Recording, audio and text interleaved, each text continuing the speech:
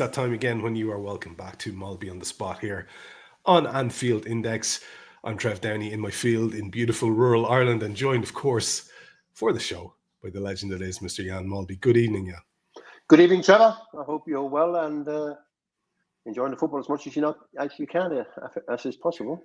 It's not much possible at the moment. It's hard to dig any enjoyment out of it. I thought the reaction to the Bournemouth game is quite interesting.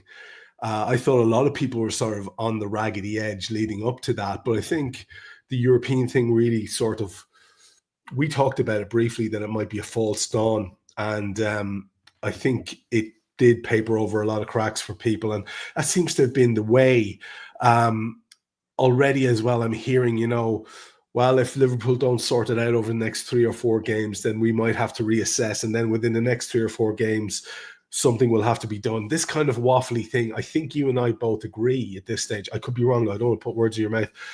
That regardless of what happens between now and the end of the season, I think we'll be sticking with the man in charge. Probably best to address that straight up at the top of the show, because we will have lots of people who have lots of ideas about who might be able to step in immediately. There are all the Gerrard interim fantasies. There's all the Xabi Alonso get him off his break fantasies. These are all going around really, really popularly amongst the fan base at the moment, Jan. So, well, in a way, I'm not delighted, but I think we were spot on when we talked about the Marseille performance and whether that was something we could actually build on or whether we just cut. And as I said on last week we did the podcast, I thought they were really poor, and I generally didn't think there was anything in our performance that made me think that we were going to go to Bournemouth and change our season around. Although I did think we'd get a result because they're having a horrendous run, they're having real key players missing. And I thought we just about have enough, but obviously we did. In terms of the manager, this was quite some experience because I was in London on Sunday for the Arsenal-Manchester United game and I was coming back. And it kind of just came from nowhere, didn't it, Trev? I don't know, you must have seen it all with, this announcement due and Arne Slot is getting sacked and all. And I'm like, where's all this come from? Because during the day, I've been in touch with, like I am most days, with some of the more reliable sources to do with Liverpool Football Club. And they told me that, as long as he's in the top 5 or in contention for the top 5, the club had no reason to sack him. And also, there's a feeling that, and here you could be right or wrong, but there's a feeling that Xabi Alonso isn't necessarily any better than Arne Slot. Now, that is a punt, isn't it? Xabi Alonso's won the league in Germany with Leverkusen, which is great because Bayern Munich normally wins everything. Arne Slot has won the Premier League in England with Liverpool, which is probably a slightly more bigger achievement. Apart from that, you don't have a lot to go on. So there's a feeling within the Liverpool Football Club that they're not convinced that Xabi Alonso is any better than Arne Slot. So that is kind of where we're at. There can be no doubt that should Arne Slot survive to the end of the season, then he starts next season under massive pressure. I think we said this before, Trevor, that there was a fear at Liverpool Football Club that something like this might happen. I think what they thought might be the problem would be results with all the changes that we made in the summer. But that, more or less, was very deliberate. A lot of the changes that we made were delivered, and it was going to be a big summer. And they thought, well, there might be some results missing in this season. I think what shocked them is the performances, is how we play. How we've gone backwards, and it's not even a case of where you go, the new players haven't settled, they haven't took us to the next level. I think there's too many of the more reliable players that were missing. Mo Salah, McAllister, Van Dijk. I think if them 3 would have been at the level they were at last year, I think we might have been at the summit again, regardless of how the new players would have settled in. So we spent in excess of 400 million last summer. I have a feeling that if we want to deal with the top of the Champions League and the Premier League, we might have to spend similar money again in the summer to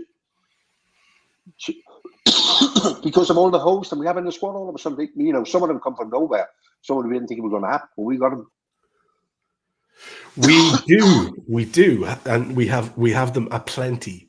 And we have addressed that, I think, recently on a show, the various areas of the team that could do with fixing. But like you, I was listening to the rationale being, look, if it looks like Champions League football away, perhaps at that point, Liverpool will have to act.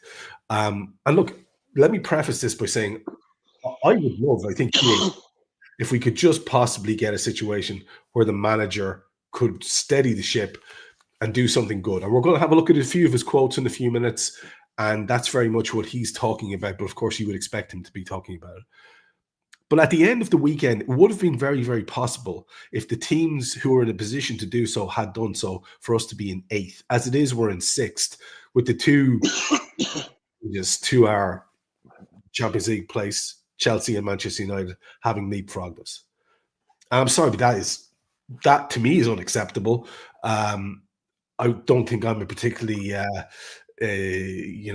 elitist fan in that regard. It's not okay for the champions to slip to that stage, and for teams that are having such messy seasons as those two clubs to be now ahead of us at this stage of the campaign. So again, I bring it back. If not now, when? I mean, if you take it from the management perspective, it must be. I'm not saying it's an easy thing to do, but like, when do you call it, Jan? Because like, how many points do you leave on the table as a prospective bundle before you go, shit, we better act now? Are we going to be lured into another couple of weeks by a decent win at Qarabag and it's all great now we're in the knockout phase of the Champions League? Do you know what I'm getting at? Like, I mean, what do you think is the trigger pull point? Or is it just that horrible thing that we're hearing that it's going to be results dependent, because that can just and will just drag on till the end of the season?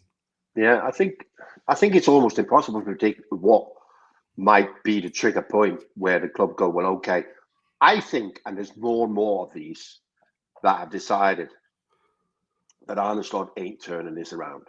You know, there's more and more in that camp. 3 months ago, it was a whole different song, wasn't it? Everybody's going, well, this is a blip and things will happen overnight kind of thing, isn't it? Because that's what we're hoping for. It's not happening. You spoke about Manchester United and Chelsea. Their season have gone so well that they both decided to change their managers. So that tells you everything you need to know about them and their seasons, isn't it? And for them to be ahead of us is a massive disappointment. So what am I? He's kind of survived this easy run of fixtures, you know, that started back in November. And part of that was a long unbeaten run.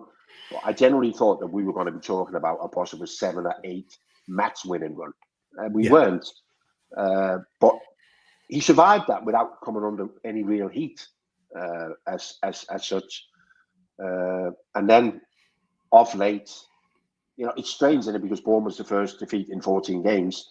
But I think there's a lot of people waiting for that, wasn't there? You know, they were waiting for that unimpressive, unbeaten run to end, and then to be able to say whatever it was that they wanted to say. So the trigger point, I think, is really, really difficult, Trevor, because we're not gonna. I know we had that run early on in the season anyway. We had so many consecutive losses or whatever, but I don't think we're going to experience that again because we changed the way we play. You know, we're kind of almost now setting out not to lose games. So I don't think we're going to go through that spell again. So I don't know what the trigger point could be because what are we looking at, Trevor? Are we looking at? So we got 15 points in the first 5 games. So in the next 18 games, we must have got 21 points. So that's a point a game almost. You know, and that's a draw every game, isn't it? So for how long will that go on? I don't know. The big thing with me, Trevor, remember last year when we spoke about it, and I said I do a lot of Manchester United games, and all I say about Manchester games, I'm waiting for them to play better. You know, now they are in the last couple of games. I'm waiting for Liverpool to play better. That, you know, honest to God, Trevor, that would give me such a much better feel that if I'm, you know what, we're playing well. We might be drawing or losing, but we're playing. And I think when you're playing well, then also you kind of look more to the stats and go, because we still got some reasonable stats, haven't we, in terms of possession and attempts and everything else, isn't it? But You know, you look at that stat on Saturday, and we created one big chance. They created 6 big chances, Bournemouth. Wow. And I'm not a stats man, but that is a stat that you cannot ignore. You can't, because what it speaks to more than anything else is how vulnerable and open we are to attack. And I think, like you, if there was any perceptible improvement or direction or clear pattern that we're trying to follow and maybe failing, but trying to follow, I think everyone would be, you know what, let's stand by our man. We'll get it right. If it was swashbuckling football, we were losing 3-4. If it was adventurous attacking football that was, you know, not quite as risk averse, or how about this one, Jan? If it was the risk averse sideways passing football, but we were actually keeping goals out, then I think we could all sort of get on board and say it's boring, but it's effective. That's what Arsenal have built a season on, right? So if we could have any of those, but we have a nothing, we have an in-between thing where we're being told that our style is now more sort of risk averse and that we are, as you said earlier on, theoretically set up to not concede, and yet we do concede, and we concede so easily. I mean, if I asked you, could you pick out where our defensive frailty singular is? You couldn't, could you? Because it's multiple. Yeah, I was just going to say it's all very good saying, and I hear people talking about the protection of the back four from the midfield. I'm talking about the people talking about the centre halves. Konate is been criticised quite a lot this season, and people seem to think that that's affecting the way that Virgil's playing. But when Konate's not there, Virgil seems to be playing even worse. So it's an issue. We've got Kirky's 1 minute you think he's starting to look somebody who can play for the top team, and then he goes back to sort of playing this playground football again, where he's here, there, and everybody, but never where he should be. Issues with the right back, with Connor being injured, Frimpong not really being a right back, and Szoboszlai having to play there quite a bit. So yeah, everyone who criticises part of our defence has a point, you know, because it's just what you decide is our biggest problem, you know. And it could be a number of things, but transition, Trevor, has to be up there, doesn't it? I generally thought on Saturday, with 10 minutes to go, with the problems they've got, they were out on their feet, yeah? And I'm thinking, this can't go wrong. This is just one-way traffic now. And still in transition, 3 or 4 times, they ran away from us without a challenge. It was like mind-boggling, you know? I just couldn't believe what I was seeing. And that's it. Once again, if you think about the problems and you start adding them up, as you did there, it is multiple. And like I keep saying, if you have that many problems, maybe you only have one problem. I don't know. I'm not eager. I'm not in any way slot out. I would love this. We are an anti-sack football club, aren't we, Trevor? Well, that's the theory, Jan. We have done it a few occasions. Yeah, we have, yeah. But we haven't made it official, have we? You know, people are trying to tell me that in the last 100 years, whatever, we've sacked one manager, which was Jerry Hillier. Yeah, I'm not convinced that is the case, in it. You know. Yeah, you're right. You're right. It's very much parting by mutual consent or whatever happens to be. But they did. I mean, when Kenny Dalglish is getting bombed out unceremoniously, you know that the whole myth about Liverpool not being a sacking club is it's a reputational thing, and I get it. And there is obviously there is a bit of class about the club that we'd love to retain a hold of. There is a respect for Arne Slot who got a league over the line that anyone who's insulting that man in terms of personal slights or questioning his ability as a manager, you can question it this season, right? But you can't question it overall. When you were doing the comparison with Alonso, to be fair to Slot, he's actually more successful, right? He is one of the major European League titles and a couple of other minor titles as well. Apologies to Dutch football fans, but you understand what I'm saying. So I think his record, and he was picked out because he has all the potential to be a great in the game. We just love to see it pan out. And here's where I want to go. Before we talk about Bournemouth specifically in the game, I do want to just have a quick look at this, because there are a few quotes in his latest press conference that I think people are going to be asking questions about. Now, I'm not sure if everyone can see that. I'll just make them a little bit bigger. This is the one I wanted to look at. he was asked, he said, I think in between the boxes, we are a very, very good team. The way we play out from the back, the way we bring the ball towards promising positions, the box entries we have also against Bournemouth, so many times we're in positions where I would like my players to be in. But killing those moments, bringing it from promising positions towards chances, and if we have the chances then to be clinical and finish it off, that is something where we have to improve. So in the box, we have to improve. And he says, and in the other box, other teams arrive there 3-4 times a game. Dude, maybe think a bit more about that.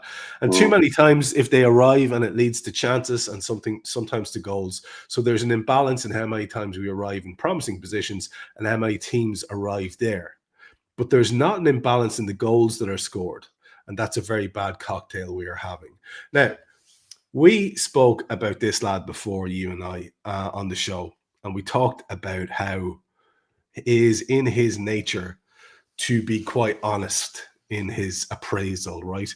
To talk about things in a very honest fashion and straightforward fashion. I think a lot of people are now starting to think he talks too much. We heard Stevie G tell him to shut up about low blocks because it was wrecking everybody's head. And here, when you hear a manager, and you know the poor bastard, the quote will be taken and nitpicked. So people will say, we're good between the two boxes. That's the thing that people are going to take away. And that's the thing that's frustrating the bejesus out of people, because that's all we do is play between the two boxes safely. So it just feels to me like he's trying to overcomplicate the analysis and make it sound, I don't know, almost acceptable. And what can we do? And it's just a thing and we're just going to have to improve it. But that's been the case for so long. I mean, Jan, you have been a manager, a player. You understand the game as an analyst in a way that an awful lot of your fellow pros just cannot do and cannot articulate. Does that sound kind of hollow to you? Because I listen to that and I'm going, what are you trying to say here, man? You're trying to say basically in a nice way, we're shit at attacks, we're shit in defense, but we can keep the ball in the middle. That's what everybody's saying. We can see that, and it's totally ineffective. So saying we have to improve, that just doesn't cut it, does it?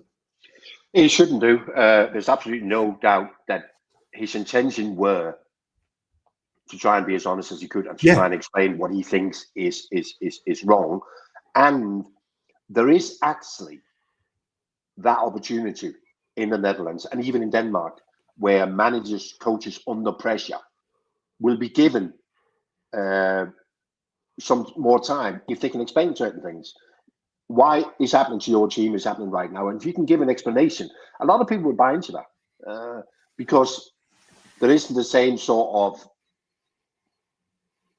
hunger for sackings. They go, well, okay, they can't all win. So we have expectation, and we can listen to people and say, well, your team is not doing particularly well. Could you tell us why? And if you can come up with an explanation, kind of sometimes you get away with it. But you don't in the Premier League. It's unforgiving. And it is an issue, isn't it? And I'm not even sure that it's great between the two boxes as he thinks. I talked before about transition. I think that's a real issue. And I also think, you mentioned before, didn't you? We do have a lot of pointless passes in between the two penalty areas and in the two penalty boxes where games, games are won and lost in the two boxes. There's no doubt about it, isn't it? But there's also a big feel about what happens between the two boxes in it, Trevor. Matches can also be won or lost there, can't they? Obviously not as decisive as in the penalty areas, isn't it? But if you don't have the right blend in between the two boxes, and we don't, I have to say we don't. And the Premier League grew and grew and grew. Arsenal, the players they brought in, they were all 6'2" plus. What did Sunderland do compared to last year in the Championship? People talk about how physical the Championship is. They bought all 6 foot plus footballers because they realised in this league you have to be able to cope with it all. And when I talk about cope with it all, I'm talking about free kicks, long throws, and corners as well. It's a massive part of the game now. And we shrunk. If you look at our team, we shrunk. We have two Kirkus and Frimpong. They're not tall fullbacks, so you go, if they're not tall and big and strong, they better be good. So everybody grew and we shrunk. And I think it might have been Jamie Carragher on Monday Night Football who said, this team, the more you see from this team, they just don't look physically prepared for the Premier League. I think the throw in the lead to the goal is a perfect example. Long throw-ins, you never score from the throw. You score from second or third balls, don't you? And you should know that. It's almost impossible to hit the first ball in because there isn't enough pace on the throw-in. So you keep it alive. And I'm thinking, with 15 seconds to go, and the men that we've got, fucking deal with it, and at least you get yourself a draw. Because Bournemouth, they were playing for the draw by then. Yeah. I actually put a comment by Jill Wills up there on the screen for people to see. And it just said players are not being held accountable. And that kind of feeds into the example that you were just talking about there. Because we're the focus is always on Arne. And it's very easy to do that. I find myself, I think all people do, drifting towards that. Because we're all led to believe the buck stops and all the rest of it. But you would have to say that the players are underperforming. You mentioned it earlier on, the big guys on the night against Bournemouth were really poor. And it is the difference between that can obviously make all the difference. I wonder when you think about that, as a guy who's been sitting in the dugout looking at lads, hoping that they'll do the right thing for you, that you've instructed them to do. Is that where your sympathy for the gaffer comes from? Because I mean, whatever the reasons are, and they could be anything from disgruntlement to this lad's a dead man walking, what am I going to do for this guy? Or I've got a World Cup coming up, or any number of things could be mentally in these guys' minds. Even if it's only 2% in there, that's 2% too much. The whole lot of it, including the contract situations for some of the senior players, all of those things could be feeding into a group that is not as united as it was, that's lost members and all the rest of it. Are these multiple excuses good enough? What point in the season do you say, Jan, look, it's very important that we feel our feelings, and it's very important that we all do what's best for our careers, but play your best for Liverpool Football Club when you put on that jersey. And not many people, with the exception of like Dom Szoboszlai and a couple of others, can say they've done that for the year. Play your best while you wear the shirt, because it's very unlikely you'll get another experience like playing for Liverpool. Yeah. And you've only got to listen to people who left because they couldn't get a game, people who left because they thought it was great elsewhere. They all say the same. It's an incredible, unique experience to play for Liverpool Football Club. So while you're there, make the most of it. In terms of, let's use his right time, he's a head coach. In terms of Arne Slot, I have a lot of sympathy with him, because I'm not convinced that the buying and selling he's got his fingerprints all over it. Yeah. And I still think there's people in the UK who don't fully understand the role of a sporting director, and the responsibility that they have.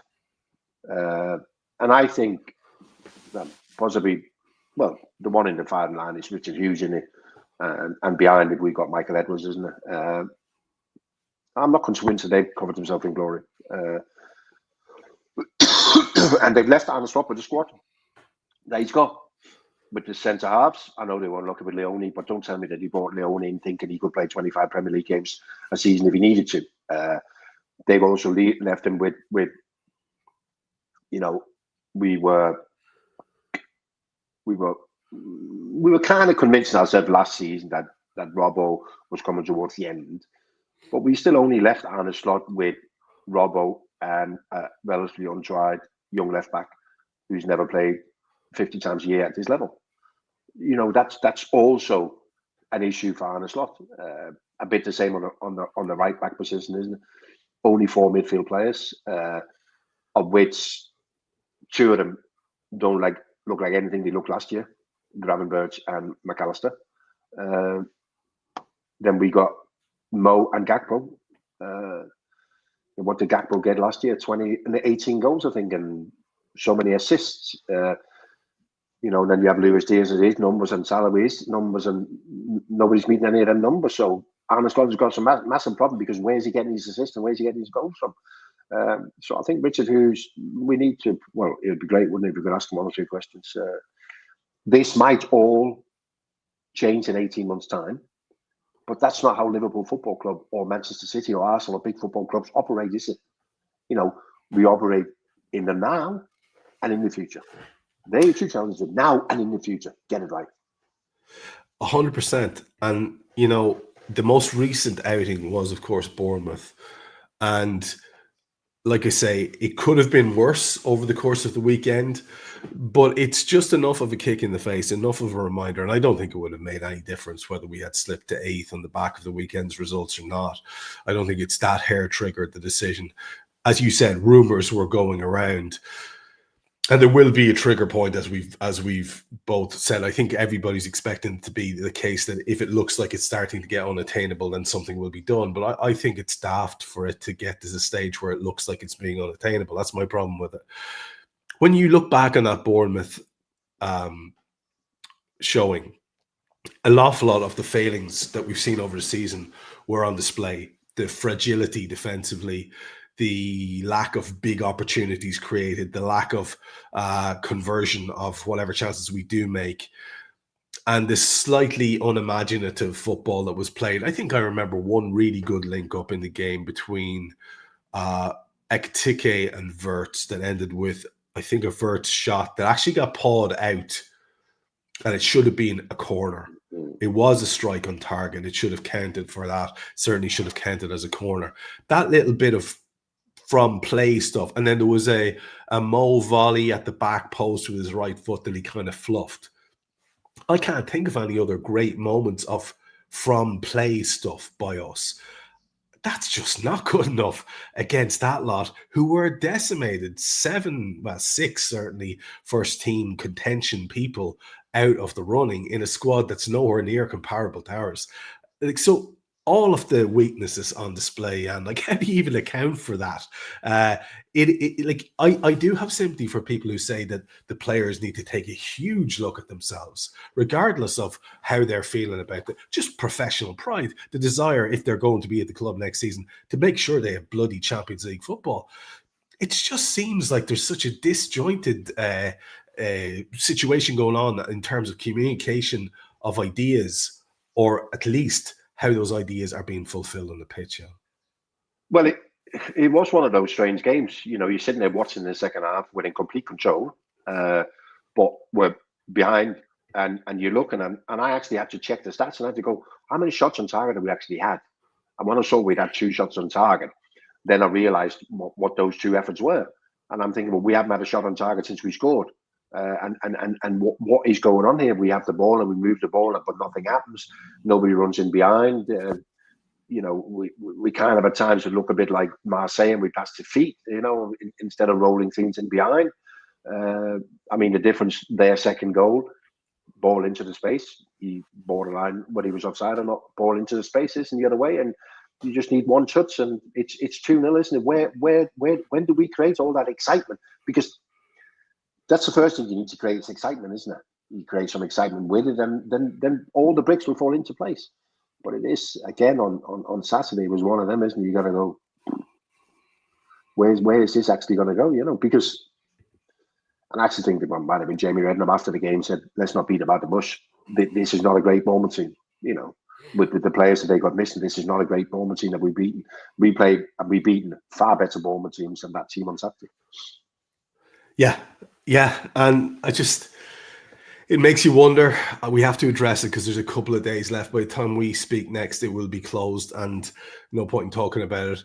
But, we saw the Andy Robbo story. I can't even remember if we spoke about it on the last show, whether it had broken or not.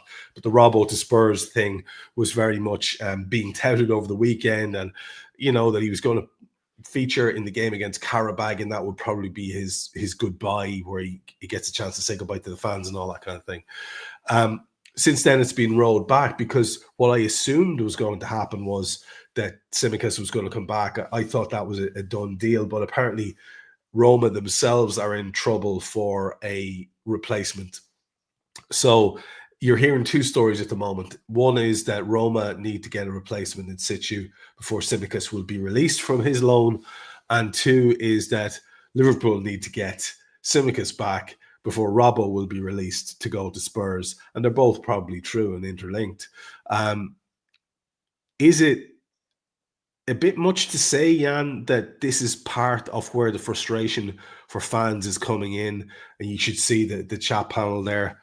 People very, very, very annoyed with the players, hugely, hugely disillusioned with the manager, and not afraid to say it either, like telling us that we're being way too indulgent and get him gone sort of stuff.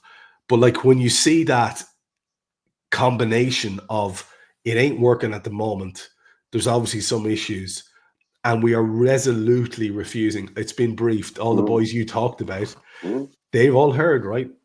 It's going to be a quiet one. Don't be expecting anything.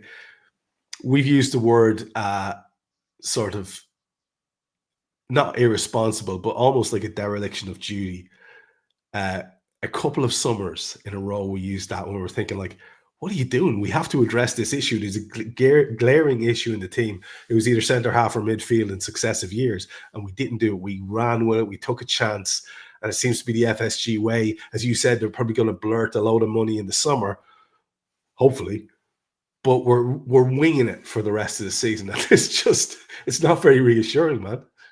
And we've done that before unsuccessfully, as you rightly mentioned before. And you would think in situations like that, you'd go, well, okay, you know, what happened last time? We tried to wing it when it didn't come off. And the time before was even worse with the centre-half issues where we tried to wing it and we ended up with the Turkish boy on loan and Ben Davies from Preston. It was just a horrendous solution. So you have to say that where we're at now, it borderlines that the owners are being irresponsible. But should Robbo go and not bring anyone in, which is not the plan, should Robbo go? They're trying to be, I get the feeling they're trying to be respectful towards Andrew Robertson, yeah? You know, we're not going to keep you here. If you're not happy, go somewhere where you can play. And I think in terms of playing, it's the next 5 months that's important for him, isn't it? Leading up to the World Cup in the US with Scotland. And I think Liverpool wants to be respectful towards that and everything he's done for Liverpool. And I also think that there is people working to try and make this happen. Roma are trying to buy a left back from Wolves. Wolves are not happy to sell, but as we know with Wolves, everything is for sale at Wolves. So should they be able to get Müller-Wolf from Wolves, this might still happen. And you know, I've been a former player. I sort of like this play, you know, by Liverpool in that they were very respectful towards me when I left, and I really appreciated that. And I'm sure Robbo will do the same. It's irresponsible to let Robbo go and not bring somebody in. But if you let Robbo go and bring somebody in, then you can kind of live with it. But the plan is obviously, if this deal can still be done, is for Robbo to go and nobody else to come in. And that just leaves you with that taste in your mouth, doesn't it, Trevor, that we're really playing Russian roulette with our Champions League hopes for next season. And Trevor, that is kind of the only thing that damages the big clubs, isn't it? The loss of the Champions League money. You know, because you end up in Europa League, you play as many games, but there's no money in it. There's no money in it to buy the amount of players you need for a European campaign. That's why when you see teams like Burnley qualify for or West Ham qualify for Euro, whatever, they suffer domestically because there's not enough money in those European competitions to buy the 2, 3, 4 extra players you need for a European campaign. You know, and we miss out on Champions League money, which is, you know, Liverpool and Champions League money is probably between 70 and 100 million. Try to work that out yourself. It's horrendous. Around about this time last week, we were having a parallel conversation, and the comments were flowing in along the lines of, you know, don't be daft. We don't need. Look at what Manchester United have been able to do with recruitment over the years. You know, we're a big club. We can attract players. And I think, frankly, that's daft, because the very best players, the ones we want to attract, not the second tier ones or the second choice ones, the best players will only go where Champions League football is. So that's yet another massive issue in us not having it, part altogether from the revenue. And the knock-on effect of that is, like I said, the shape of your squad and the makeup of your squad. And that's just as simple as plain as the nose in your face. I put this question to myself earlier on, and I wouldn't mind just putting it to you now. If you could just address one area, if you could get one thing over the line, maybe a specific player you have in mind, or a specific area of the team that you think, just if we could do a plug and play now, a first team ready to go, at least heavy squad rotation option, where would you go? And I realized that I don't think there is one simple fix myself. What if that was put to you? Do you think there is an area that we could address and really sort of push on the back of it? So obviously we're all screaming for a centre half, Yeah. and this whole Mark Gay, I think we're entitled to call it a fiasco, the Mark Gay fiasco. We also, I think, need, how I long to see a goal-scoring wide forward. Yeah, I mean, we've had Mo for that many years, and Mane was, and Gakpo got his goals last year, and all of a sudden now I'm looking back. Doesn't look that there's many goals left in Mo. Doesn't look like we're going to get many goals from the other side, even if Ngamola becomes whatever. I don't think he'll ever be a goal scorer. He'll be more of a provider. Having said all of that, Trevor, I still think your best fix is to sort that midfield out. We spoke about it on 100 occasions last year, and we probably got criticised for it because Ryan Gravenberch has a great season, but he's not a six, and I would just love us to find somebody, and if you look at whether that's Caicedo or Chelsea, is probably the man for me. I mean, when I see him, I just think he's outstanding. Even Casemiro at Manchester United, and Casemiro for the majority of his Manchester United team has been a flop, hasn't he? But of late, he's doing okay, isn't it? But you look at the importance, of somebody who understands that role, that can play that role. It just transformed this. I don't believe there's anything. A goal scorer can transform a football club's fortunes because of the amount of goals he scores, but transform a club's fortunes in terms of the way that they play, in terms of the way they play with and without the ball. I always look to midfield first. Get somebody in there. Look what Rodri did at Manchester City when he became that number 6, the best in the world, isn't it? So I would love if we could buy somebody in there. I'm not suggesting Ryan Gravenberch. He could play as an 8. He could play as an 8 instead of McAllister in there. But there's just something about our positional awareness in that midfield that just doesn't sit right with me, Trevor. It just makes it all a bit hectic. It makes we're all a bit unsure. There's nothing like that feeling, is there? And they had it for years with Virgil at the back. Yeah, Virgil will sort it. If I'm slightly in the wrong position, Virgil will sort it. And you have the same feeling in midfield with Fabinho. You get tempted by something where you maybe shouldn't go, and you get old, you play around, or whatever. But Fabinho's going to be there. We don't have that anymore, do we? I can imagine sometimes you go and you go, "Where's Ryan?" Well, Ryan is doing what Ryan does because Ryan is not number 6, but he finds himself in other positions, isn't it? And also think that how we play out from the back because of the way that Gravenberch wants to play, he limits us in the way. Because he's only got kind of one move, hasn't he, when we play out from the back, which is that half turn where he lets us run through, and then but they kind of read that as well now, haven't they? So I would love, midfield is always for me, Trevor. It's the heart of a football team. It is, and when you see the very, very good footballers that we are being linked with, Adam Wharton, Elliot Anderson, those two guys, right, are wonderful footballers.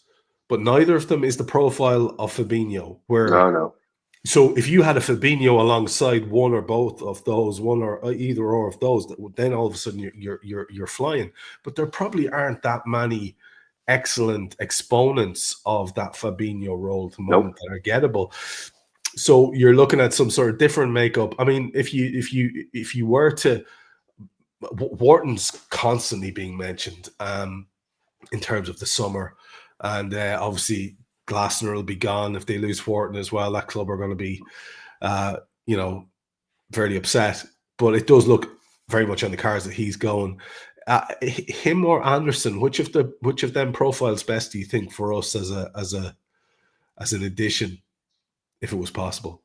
Yeah, obviously they play in a different way, so in terms of that, it's difficult to compare them. But I also think they're on different levels. I think there's a ceiling that Anderson is very close to in terms of how good he can become. Okay. I don't think Adam Wharton is anywhere near his ceiling. I just think potentially Adam Wharton is a much, much better footballer. And what he brings also will take the focus away from, which happens sometimes, doesn't it? You get somebody who's so good, a little bit like, Trent was never the best defender, but got away with it for years because he played behind Mo, who took the focus away and did what he did, isn't it? And I believe that Adam Wharton can take some of that focus away. Also because tactically, he appears to be really, really clever. I cannot believe, Trevor, that he was allowed in the northwest of England, where you got City, Man United, and Liverpool, that Adam Wharton was allowed to go to Crystal Palace. I just can't get my head around that. What were they doing? What were they looking at? Because don't tell me that he wasn't head and shoulder the best player at Blackburn. Please don't tell me that. He must have been, even when he was 18, he must have been their best player. What were they looking at? Yeah. These are sometimes where I think, where were you? I find that strange. I think he could be transformational for us. But again, like I say, we need to have our defensive structure sorted as well. We'll move away from the old window talk because I think it's just going to end in a fairly underwhelming way. And I just wanted to briefly ask you if you think, starting with the Qarabag game tomorrow, that there's any realistic chance, the way things are at the moment, of Liverpool having a little bit of a redemption arc in this Champions League, given the fact that we can play reasonably well in one-off games against teams who come out to attack us. I feel like, if it comes down to it in the knockout phase and we get through to that knockout phase on the back of a win tomorrow night, that people will be cynical and they will play the way that we don't want them to play. And I don't know why you would do anything other than that with something as huge on the line as the Champions League. So I found myself struggling to have any real hope about this. A couple of months ago, when things were pretty shitty, I thought, well, look, we could still possibly do something. Arne was saying, if we can get it right in both boxes, well, we could do something really special. What do you think are the odds on that? Like, when you think about the Champions League and what it offers as a sort of a hope for the remainder of the season to snatch something from the jaws of defeat, is it a realistic one, do you think? Generally in Europe, and we are much feared in Europe, we're well aware of that, aren't we, Trevor? Generally, you would look at the Champions League season and you'll go, there might be one or two other clubs who are at our level, but nobody wants to play us. But now I'm thinking, there's 5, 6, maybe 7 where you think we could be in trouble here. And obviously in the top 8, you might end up with 5 English clubs. But should you even be drawn in a 2-legged game against Newcastle on your second game at Newcastle? Who knows? You play Arsenal twice. Who knows? On top of that, the likes of Barcelona, Real Madrid. I know we kind of dealt with them well in the last 2 years, in it, but Bayern Munich, there's other teams in it. Yeah, we need, and this is a great thing with cup competition, and you can have some luck with the draw, isn't it? But and also, I'm almost tempted to say that we look like a team that's built for the Champions League, but I think it's going to take something special. I tell you what, if we improve in the both boxes, Trevor, maybe there's something there for us. That's tremendous. Yeah. I don't know where you got that analysis from, but I like it. It's very good. Yeah. I don't know where you got that from. So here, I want to take a second and we're going to try something new. And Gibbo, I'm telling you right now, if you're listening to this, at high speed, which you probably will be, you may need to step in next. I'm going to play some videos. And if that gets our show struck on YouTube, sue me. So what kind of videos are they, Trevor? Well, they're absolutely disgusting. Some of the stuff on display here. Wait till you see it. So the first thing I want to look at, just because we've been threatening to do this for ages, was a couple of videos of the main man here. 2 different stages of his career. The first one we'll start off with is towards the end. Oh, no. Yeah. And here we go. I'm just going to play it once and let people enjoy it. And it looked a pretty innocuous challenge by Mark Warren, but it was enough to earn Swansea the free kick. And former Liverpool man and now player manager Jan Molby was to teach Orient a lesson in delivery. Oh. 1-0 the final score. Look at him go. And it looked so I'm going to pause it there for a second and ask you if you wouldn't mind just to fill in, folks, what's actually happening here. We'll look at it once more then after you've set the context. So I'm player manager Swansea, and we're playing Leyton Orient, and their owner is Barry Hearn. You know, Barry Hearn, the boxing promoter and the dart promoter and everything. And for some reason, we were going really, really well at Swansea. I think we won 12 of the last 14 games. We were going really well. And there was a lot of focus on us. And I don't want to sound big-headed, but, you know, I was amongst our better players. And for some reason, Barry Hearn, leading up to this game, decided to come out and say, Jan's finished and, you know, we will deal with him and whatever. It wasn't extra motivation. I think the free kick was a little bit cheap. But we get the free kick. It was 0-0. It had been a really tough game. I think we were down to 10 men. And it was a really tough game. And it was like, I'm thinking, I can't hit it too hard because I'm worried that in case there's not enough room for it to come back down under the crossbar. So I actually thought it was like a golf chip, wasn't it? It is. Look, let's walk us through it here, because it's the technique of this that is so unusual. Yeah, it's like a golf chip, isn't it? It's so deliberate, man. You like the slow roll. Yeah, it was very deliberate, wasn't it? Yeah. Absolutely love it. And here's the big thing, Trevor. In goal for Leyton Orient, was the great man himself. That's what I was leading up to. I saw Peter Shilton in the net. Let's just see for the record, how close does Shilts get to it? Let's just see. It's even close to the main man's postage stamper. Look, here it goes. Look at that. No, he's basically just fallen over, Jan. He's fallen over. He was wasting his time there, wasn't he? He was wasting his time. It was never going to happen. So we've got one more to look at. And this is one that has been mentioned on the show a million times. And this, you told us about this as well, about how the footage itself had been sort of AWOL for ages.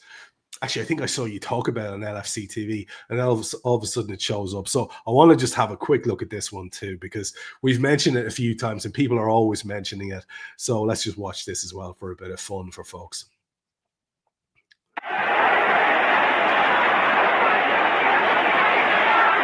Molby takes it off right side and then comes forward powerfully. The Dane just past Clayton back more as if he wasn't there. Molby all the way into the penalty area. What a goal! Jan Molby with a 40-yard burst. An absolutely unstoppable shot. He went past 3 players.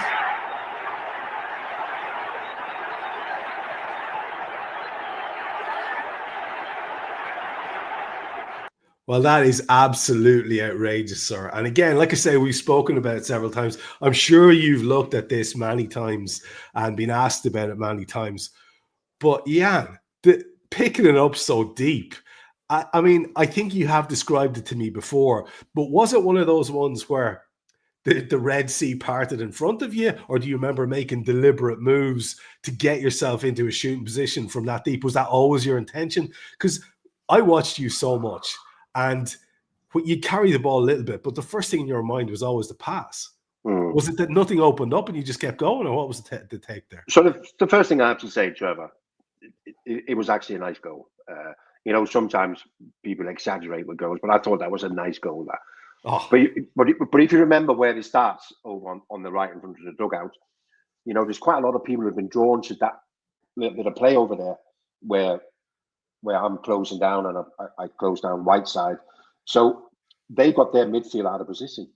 And as I win the ball, you know, it is one of those moments that Clayton Blackmore sort of gets caught in between. And although I was never the fastest footballer, this is now about timing, isn't it? I pushed the ball past him at the right time. He's never coming back.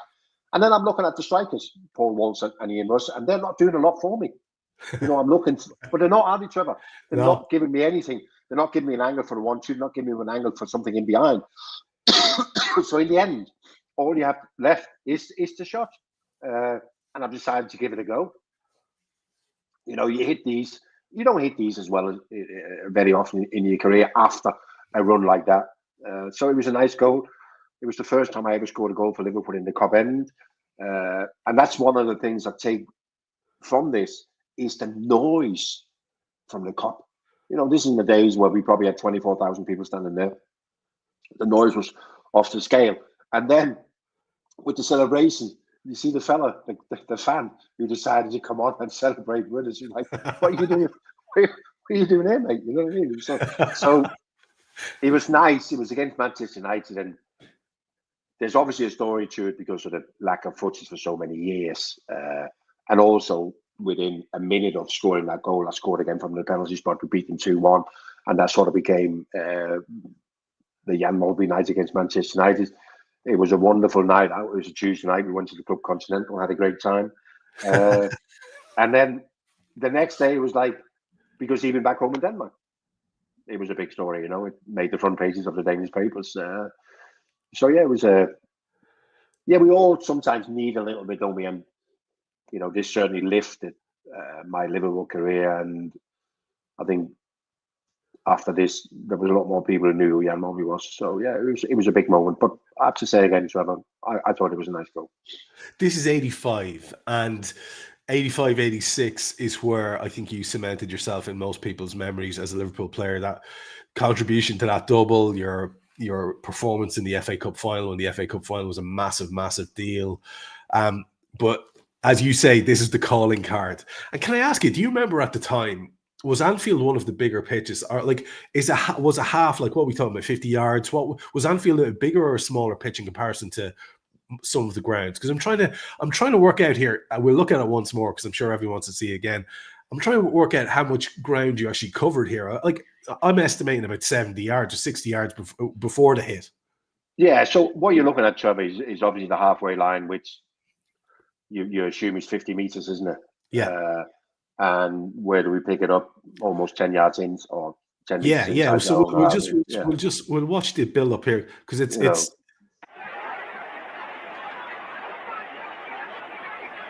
Right, so you're on your bike there.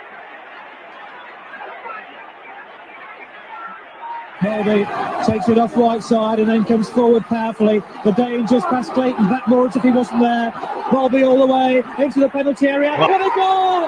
Jan Molby with a 40-yard burst. An absolutely unstoppable shot. He went past three players. And here comes the fan, Trevor. Look, here comes the fan. What was he thinking? You know what? I could watch that all night. That is tremendous stuff. Yeah, there is certain things in it where you look back. I mean, most of it, Trevor, is like, yeah, okay, it's what we do in it. You know, we play football, and sometimes when you watch things with my daughter and all, you go, yeah, well, this is what I did, isn't it? You know, but there is certain things that get you excited, and you go, yeah, that was a nice. The whole sort of thing, you know, that. I mean, we played at Anfield on a Saturday against Chelsea, and we were terrible. We drew 1-1, but I managed to score again late on. But it was like one of those weeks in it, Trevor, you know, where you think, well, all right, you know, it wasn't a waste of time going to Liverpool for 10 days on a trial and getting a contract and, you know, getting part of this in it, because if nothing else, you'd always have that.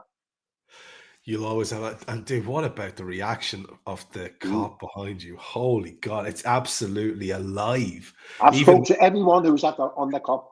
I bet you have. I bet you have. Yeah, and I'd say at least two of them were real. I was there. Yeah. And it's the greatest. Whatever. You know what I mean? And on the bus home after the game, and everybody was going Rambo. You know, yeah, it's great. I mean, I was singing my own name in the showers after. Why not, man? Why not? If you've done that, it's worth it.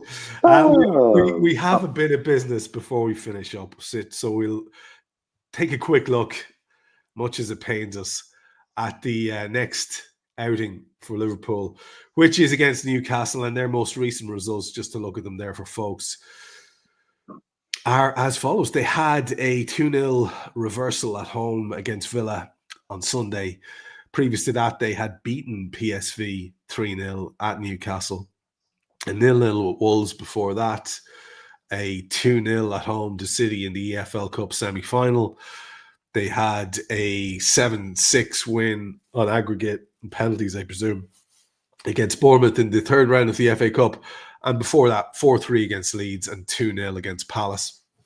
And look, Newcastle are going to offer a stern challenge. If we look at their most recent lineup in the defeat at Villa, we'll see what way they put themselves together. Pope and goal, Thiaw and Botman, with Hall and Trippier either side, Miley and Joelinton and Tonali, with Barnes and Gordon either side of Vissa. And on the bench, they've got the likes of Anthony Elanga, their new signing Waltermad. They've got Joe Willock, Jacob Ramsey, Asula, Ramsdale, Dan Byrne, Alex Murphy, and Leo Shahar, who I can't say I'm familiar with. So just a brief word on them for a minute or two before we wrap up, in terms of the threat you think they will pose. Like, look, Jan, there's only so much we can say here. I'm sure there's only so much you want to say, because every team currently poses a threat to Liverpool. Let's not be daft about it. There was a time when you and I would come to this section and it was always the same. Look, these are good and this is why they're good, but if we do our thing, then we'll be fine. We can't say that now, and it's so unpredictable. When you think about Newcastle, what in particular is the worry for you? Well, first, Newcastle Champions League, their last game is against PSG. Currently, they're in the top 8, and should they lose that game, they probably won't. So, and there's every chance they might lose against PSG, which will be a major blow for them. But I think there's two Newcastles. There's obviously the Newcastle at St James's Park, where they get everything they want to get into the game, and by that I mean is tempo and physicality, and they get that because of the reaction of the crowd. They haven't been able to do that away from home, although I find it amazing that they're not better away from home, because they're well set up to play away from home because of the pace they got in the team. So it must be a psychological thing that they can't quite get it together. You mentioned the lineup there. It looks like Bruno Guimaraes is going to be available as well. He's obviously a key player for them. So yeah, Eddie Howe is an astute manager, and they'll play a semi-low block and try and catch it on the break. And then they'll be over physical, and they'll take their time on free kicks and corners. So it's going to be another one of those uncomfortable nights at Anfield on Saturday. I'm absolutely convinced of that. It's just one quick one. I've seen a lot of people talk about Eddie Howe as a potential England manager of the future, and that it might be very, very quickly in the future, because there might be Tuchel moving on after the World Cup, coming back into the club setup, and Eddie Howe probably having lasted as long as he's going to last at Newcastle, if they have these aspirations to really keep pushing on. I'm amazed at how long he has lasted. Do you see him as that kind of, is that the kind of cloth he's cut from the next person to take on the England job? I don't know whether he quite feels that he's finished at club level. I don't know whether he feels that there's more in it for him at club level. I mean, could he potentially be mentioned for the Manchester United job in the summer? Because let's not forget that Michael Carrick, after all, is an interim manager. That is a possibility. But I also have to say that, and I like Eddie, got a lot of time for Eddie. He's a really super guy, and he's done well as a manager. But I'm still not, I don't know where I am with Eddie Howe. Yes, I fully understand that he won the first trophy for Newcastle for so long, which is tremendous, isn't it? But I'm still not under where are we at? So I think there's a lot of managers in that same category as Eddie Howe there's some potential, but will they ever be able to fulfill the potential? And that, of course, can be also because they might not be given the right opportunity. As much as we talk about Newcastle, and we thought they were going to be able to do all sorts, but financial fair play plays a part, and they haven't quite been able to overcome that. So Eddie Howe is done a really good job at Newcastle, but I generally don't know. I don't know whether the FA have got it. Yeah, I would think that the FA would like Eddie Howe, because of the way that he holds himself as a person, and also the way that he gets the team playing. But he still has that, especially against the bigger teams. Does he get enough results in those, big games?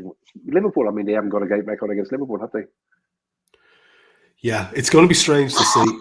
I have a feeling, I don't know what, I have this feeling, this sixth sense that Tommy Tuchel's going to end up at United. So if that is the case, it could be there could be sort of different machinations going on elsewhere. We'll worry about that when the time comes. Let's get to the business in hand. We have Qarabag, which we talked about for those of you who aren't aware on the last show. So go back and have a listen to that or watch that if you haven't seen it. So I'm going to get you to reiterate your Qarabag prediction, which is going to be tomorrow night's game, and also your prediction for the weekend against Newcastle. Yeah, what did we predict for the Carabao Cup? Carabao game, did we, Trev? I can't even remember. I think you reckon was it 2-1, was it? No, I don't think I had them down to score. So I reckon it was 2-0 or 3-0. Okay. But I also predicted we'd win 3-1 at Bournemouth, so what do I know?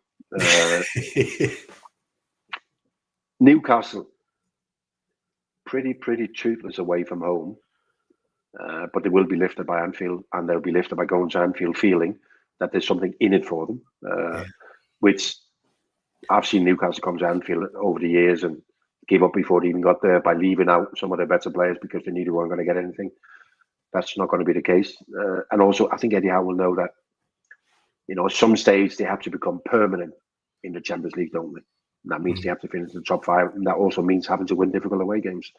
But I still think that there's always drama, isn't it, with Newcastle?